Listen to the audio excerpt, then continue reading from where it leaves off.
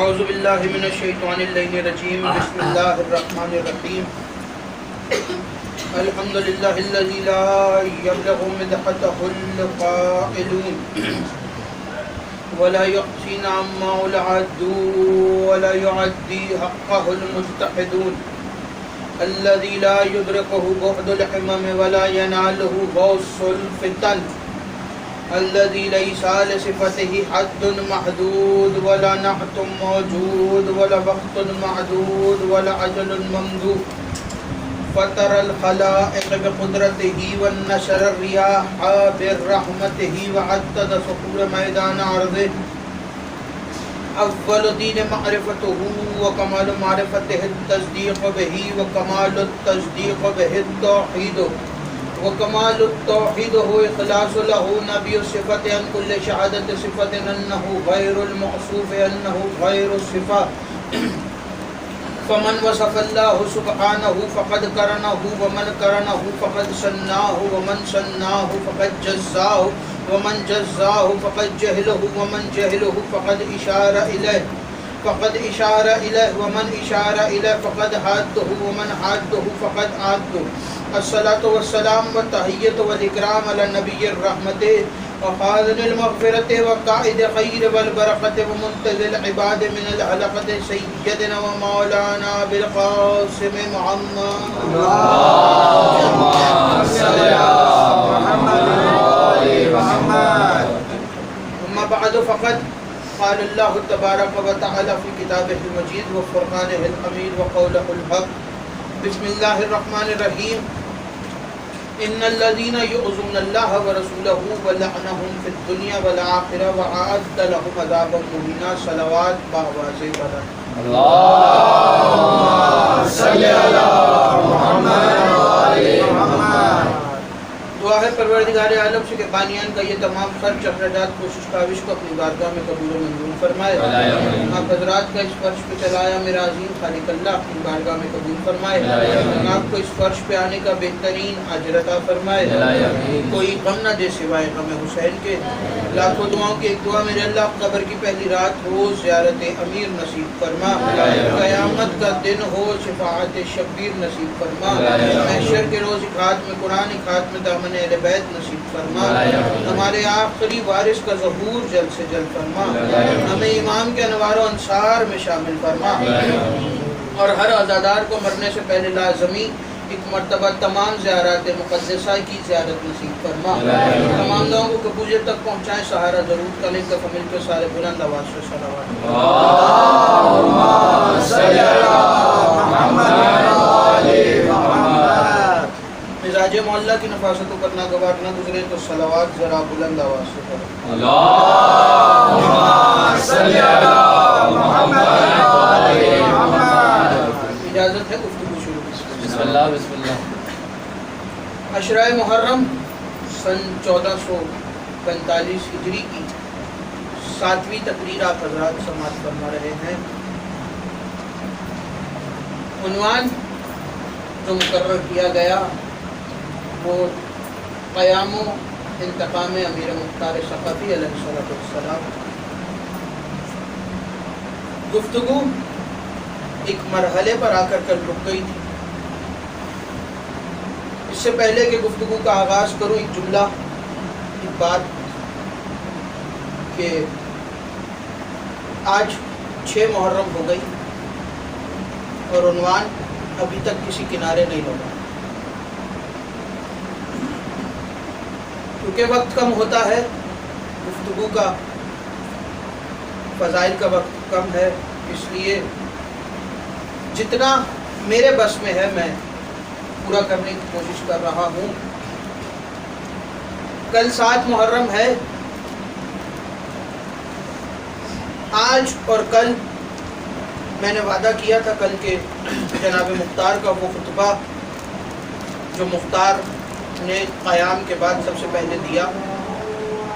بلند آواز سے اللهم صل على محمد وآل محمد.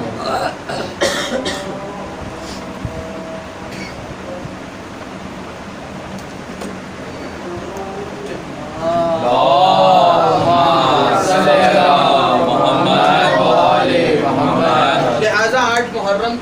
मुकम्मल मजलिस हज़रत अबुल फज़ल अब्बास की ज़ात मुक़द्दसा पर पढ़ी जाएगी। कल गुफ्तगू इस मकाम पर आकर रुकी थी कि मुख्तार ने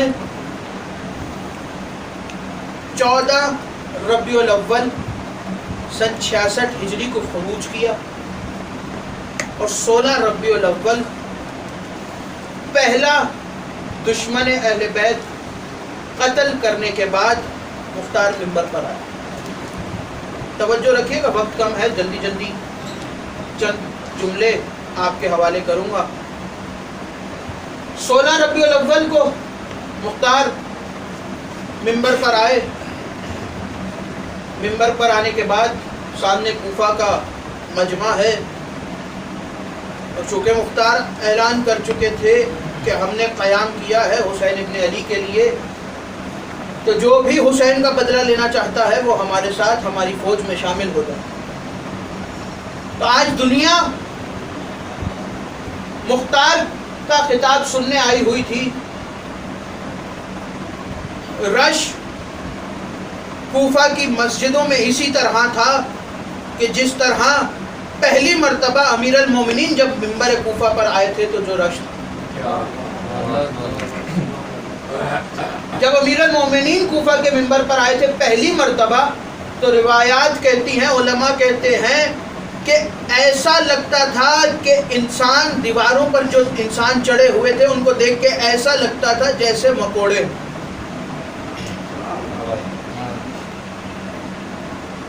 और इतनी खामोशी थी अमीर अल मोमिनीन का खुतबा सुनने के लिए कि वहां पर अगर सुई भी गिर जाए तो उसके गिरने की भी आवाज है।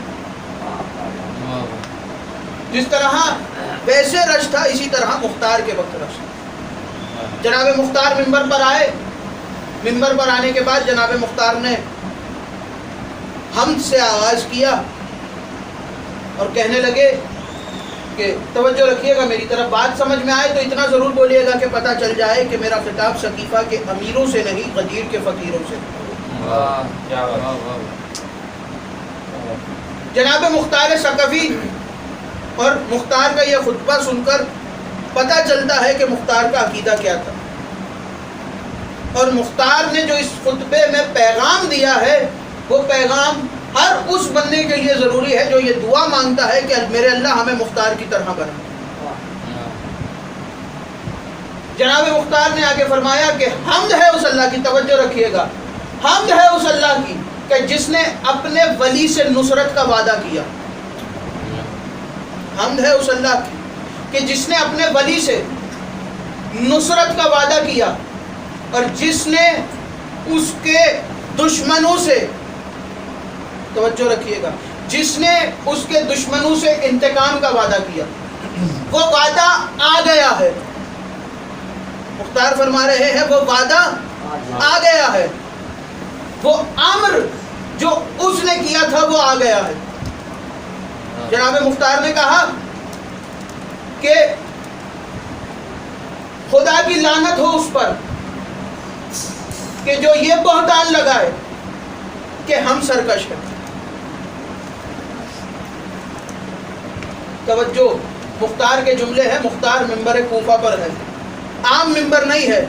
इसी मिंबर पर अमीर अल मोमिनीन भी बैठ चुके हैं, इसी मिंबर पर हसन इब्न अली भी बैठ चुके हैं और मुख्तार से पहले जनाबे मुस्लिम इब्न अकील भी बैठ चुके हैं। बैठने वाले तो बहुत बैठे इस मिंबर पर, लेकिन जिनका असल हक था वो सिर्फ चंद ही बैठे। जनाब मुख्तार ने कहा, तवज्जो, जनाब मुख्तार क्या कह रहे हैं कि हम्द है उस अल्लाह की कि जिसने अपने वली से नुसरत का वादा किया, जिसने उसके दुश्मनों से इंतकाम का वादा किया। वो वादा आ चुका है और उसका अम्र आ चुका है। लानत हो उस पर कि जो बहतान का इल्ज़ाम लगा, जो सरकशी का इल्ज़ाम लगा। मुख्तार का पैगाम इस जुमले में है, हर आज के हर बंदे के लिए। जनाब मुख्तार ने कहा कि हमारे लिए अलम पहले से तैयार कर रखा है, हमारे लिए अलम पहले से तैयार कर रखा है और हमसे ये कहा गया है कि इस अलम को झुकने नहीं देना, ہمارے لیے علم پہلے سے تیار کر رکھا ہے، اور ہم سے یہ کہا گیا ہے کہ اس علم کو جھکنے نہیں دینا۔ جناب مختار نے کہا لعنت ہو اس پر کہ جو کذاب ہے، لعنت ہو اس پر کہ جو سرکش ہے، لعنت ہو اس پر کہ جو آل محمد کو جھٹلا رہا ہے، لعنت ہو اس پر کہ جو سرکش ہے۔ جناب مختار منبر کوفہ پر بیٹھ کر یہ جملے کہہ رہے ہیں، جناب مختار کے جملے ہیں۔ اب جناب مختار نے کہا، توجہ رکھیے گا، مختار فرما رہے ہیں کہ ہم نے اس کی آواز پر لبیک کہہ دیا اور ہم نے اس کے فرمان کو پورا کر دیا۔ کس کی بات کر رہے ہیں؟ جناب مختار کہتے ہیں کہ میں ان پر مسلط کیا گیا ہوں کہ جنہوں نے محمد و آل محمد کا ایک قطرہ بھی خون بہایا۔ میں ان پر مسلط کیا گیا ہوں کہ جنہوں نے محمد و آل محمد کا ایک قطرہ بھی خون بہایا۔ مختار کہہ رہے ہیں، توجہ رکھیے گا، مختار نے کہا کہ میں آ گیا، آؤ ہدایت والی بیعت کی طرف، آؤ ہدایت والی بیعت کی طرف۔ اب مختار نے جملہ کہا کہ اس سے پہلے تم نے علی اور اولاد علی کی بیعت کی ہے، اور اس کے بعد ویسی بیعت آج تم میری کر رہے ہو۔ ویسی ہدایت والی بیعت بالکل میری ہے۔ مختار نے کہا کہ میں ان پر مسلط کیا گیا ہوں کہ جنہوں نے محمد و آل محمد کا ایک قطرہ بھی خون بہایا۔ میں نبی کے لال حسین کا بدلہ لینے آیا، نبی کے بیٹے حسین ابن علی کا بدلہ لینے آیا۔ اور کیسے لے رہے ہیں مختار بدلہ؟ مختار تخت پر ہے اور سپاہیوں کو گرفتار کر کے لایا جا رہا، قاتلان کو گرفتار کر کے لایا جا رہا۔ جو بھی آتا ہے مختار کا پہلا سوال یہ ہوتا ہے کہ بتاؤ تم نے کربلا کے میدان میں کیا ظلم تھا؟ ایک ہی سوال کر رہے ہیں کہ بتاؤ تم نے کربلا کے میدان میں کیا ظلم تھا۔ اور مختار یہ یاد اگر کسی کو ہو، چند مجلسوں پہلے میں نے کہا تھا کہ مختار کے اوپر ایک الزام لگتا ہے کہ مختار جو ہے نبوت کا دعویٰ کرتے تھے۔ اس کی وجہ یہ تھی کہ مختار کے پاس علم غیب تھا۔ وہ کیوں تھا اور کیا دلیل ہے اس کی؟ مختار محل میں ہوتے تھے اور سپاہیوں کو حکم دیتے تھے کہ فلاں گھاٹی میں فلاں مقام پر 3 شخص چھپے ہوئے ہیں، جاؤ اور جا کے ان تینوں کو گرفتار کرو۔ جب تم ان تینوں کو گرفتار کرو گے تو راستے میں ان میں سے ایک تمہیں اس طرح للچائے گا تاکہ تم اسے قتل کرو، لیکن خبردار اسے مارنا نہیں۔ اور جیسے مختار بتاتے تھے اسی مقام پر وہی 3 لوگ ملتے تھے۔ جس کا مختار نے جہاں جہاں بتایا وہ وہاں وہاں ملا۔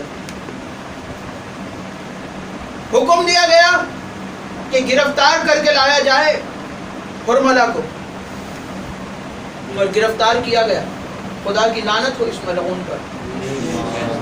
گرفتار کر کے لائے گئے، جب پیش کیا گیا سامنے مختار کے، مختار تخت پر ہیں، توجہ رکھیے، مختار تخت پر ہیں اور جناب مختار نے جیسے سب سے سوال کر رہے تھے اور ملا سے بھی سوال کیا کہ بتاؤ تم نے کربلا میں کیا کیا ظلم تھا۔ حرملہ نے اپنے ظلم بتانا شروع کیے۔ کہنے لگا مختار، میں نے کربلا کے میدان میں 3 تیر چلائے اور وہ تینوں تیر نشانے پر جا کر لگے، اور وہ تیر ایسے تھے کہ تینوں نے حسین کی کمر توڑ دی۔ کہا مختار سنو اگر سننا چاہتے ہو، پہلا تیر میں نے اس وقت چلایا جب عباس فرات کے کنارے پانی بھرنے آئے تھے۔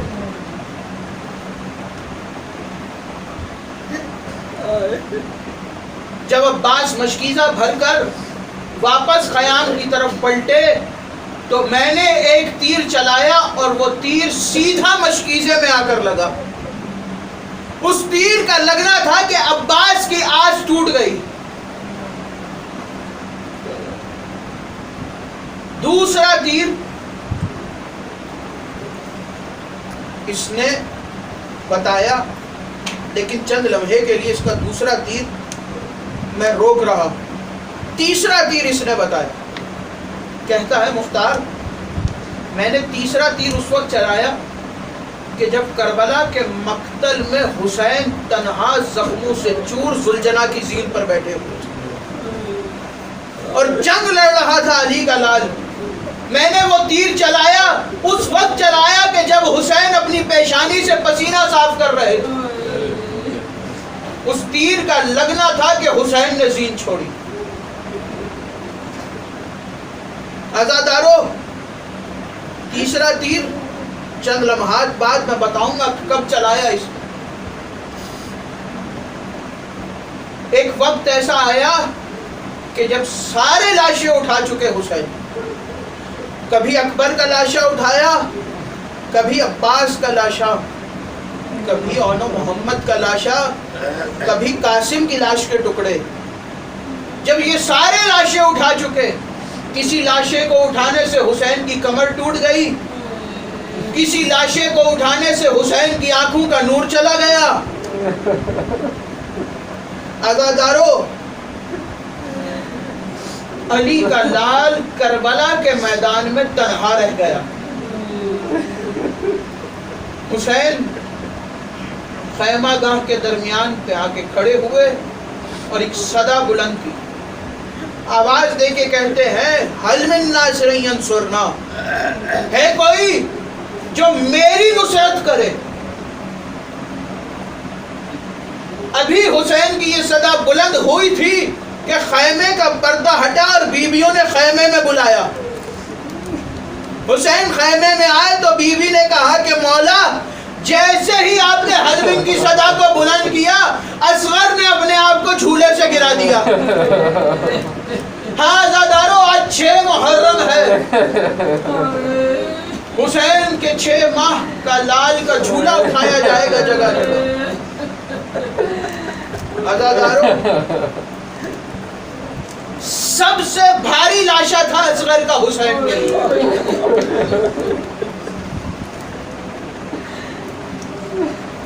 حسین نے کہا میرا باپ اصغر کو تیار کیجئے، ہم اصغر کو پانی پلا کر لائیں گے. تیار کیا گیا. حسین نے اپنے لال کو اپنے دونوں ہاتھوں پر اٹھانے کے بعد اپنے سینے سے لگایا. خیمے سے باہر نکلے اور چلتے چلتے دریا کے کنارے آ کر کھڑے ہو گئے. سامنے 9 لاکھ کا لشکر کھڑا تھا. آ کر آواز دی کہ کوئی ہے جو میرے اس لال کو پانی کا ایک گھونٹ پلا دے. تو لشکر میں سے آواز آئی کہ حسین بچے کے نام پر اپنے لیے پانی مانگ رہے ہو. جب تک یہ بچہ خود نہیں پانی مانگے گا ہم پانی نہیں دیں گے. حسین نے شہزادے کو کربلا کی جلتی ہوئی ریت پر لٹایا. 6 مہینے کا بچہ حسین نے جلتی ہوئی ریت پر رکھا. عزادار اصغر نے ریڑیاں رگڑنا شروع کی. حسین کو یاد آیا کہ یہ اصغر ہے، اسماعیل نہیں. حسین نے اصغر کو آگے بڑھ کر اٹھایا اور گودی میں رکھا. آواز دے کے کہا اصغر ذرا ان کو بتاؤ کہ تمہیں پیاس لگی ہے. اب جو لشکر کی طرف شہزادے کا منہ کیا تو شہزادے نے اپنی خشک زبان کو اپنے خشک ہونٹوں پر پھیرا.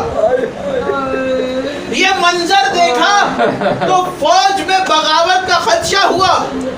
شمر چلا اور ہرملا کے قریب آ کے کہتا ہے ہرملا حسین کے کلام کو قطع کرو اس سے پہلے کہ ہماری فوج میں بغاوت ہو جائے.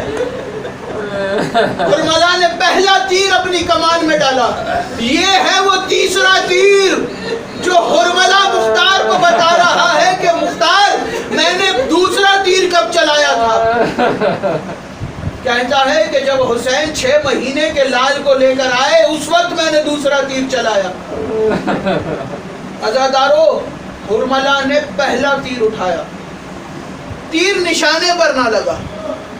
हुरमला ने दूसरा तीर उठाया, हुरमला का निशाना चूका, शिमर करीब आएगा, आकर कहता है हुरमला तू हमारी फौज का सबसे बेहतरीन तीरंदाज है, आज क्या हो गया तेरा निशाना नहीं लगता। हुरमला कहता है मैं निशाना लेता हूँ लेकिन अल्लाह जाने वो सामने खैमे में कौन है, उसका इस बच्चे से क्या ताल्लुक है। खैमे का पर्दा हटता है, एक काले बुर्के वाली बीबी निकल के कहती है जालिम अपना तीर दे, मेरा सगीर देख, अपना तीर दे, मेरा सगीर दे। जुमला सुनोगे, शहजादी उम्मे रबाब जनाबे इमरान कैस की बेटी, इमरान कैस अरब के बेहतरीन जंगजुओं में शुमार होते थे, उन्होंने अपनी बेटी को तीरंदाजी सिखाई थी। जनाबे उम्मे रबाब खैमे के दर पर खड़ी देख रही थी, हुरमला ने तीसरा तीर निकाला और वो तीर निकाला जो जंग के मैदान में घोड़ों को मारने के लिए इस्तेमाल होता है।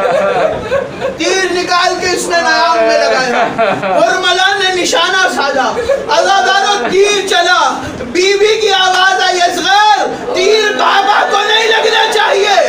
असगर हुसैन की झोली से उछले, तीर असगर की गर्दन में लगा लेकिन गर्दन छोटी थी, तीर बड़ा था, तीर ने गर्दन को पार किया, हुसैन के बाजू में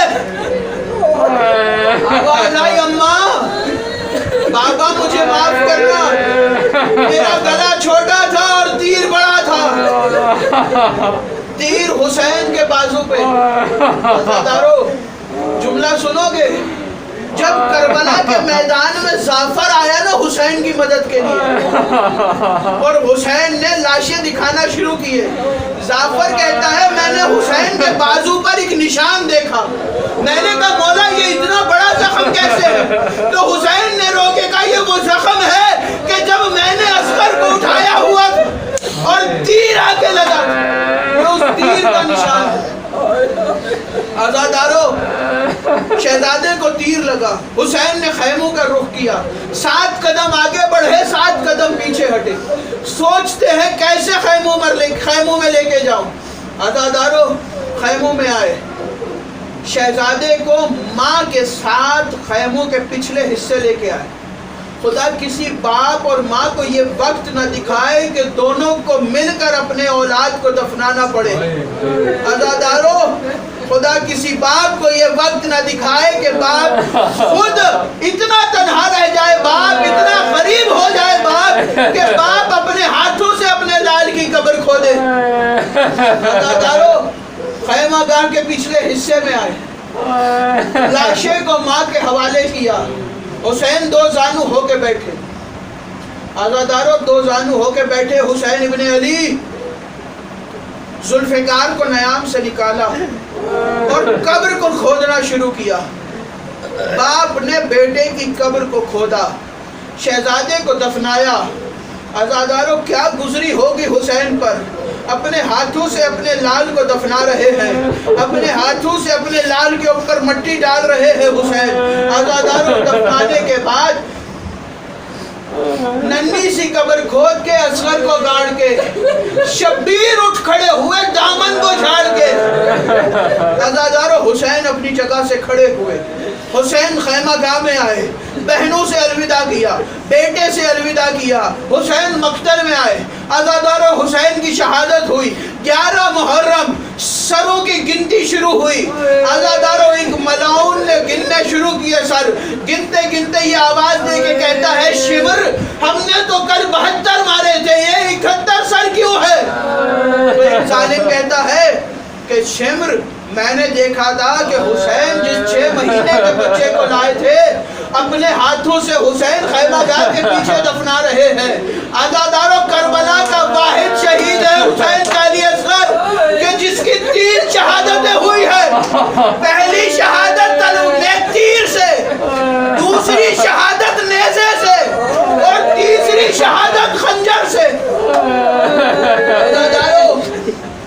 शिमर ने हुक्म दिया कि खैमागाह की पिछली जमीन पर जाके असगर के लाशे को निकाला जाए। 3 300 گھڑ سوار نیزہ بردار کربلا کی اس زمین کے حصے پر آئے. عزادار اور 300 لوگوں نے نیزے زمین پر گاڑے.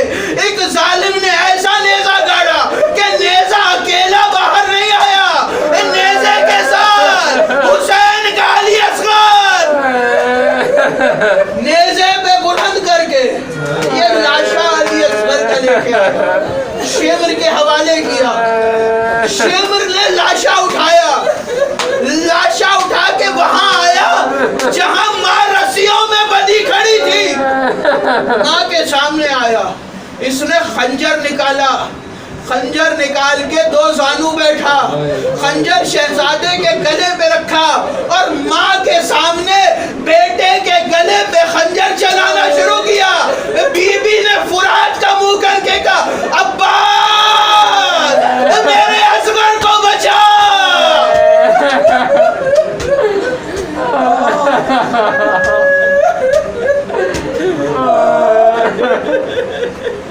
الا لعنت اللہ علی قوم الظالمین.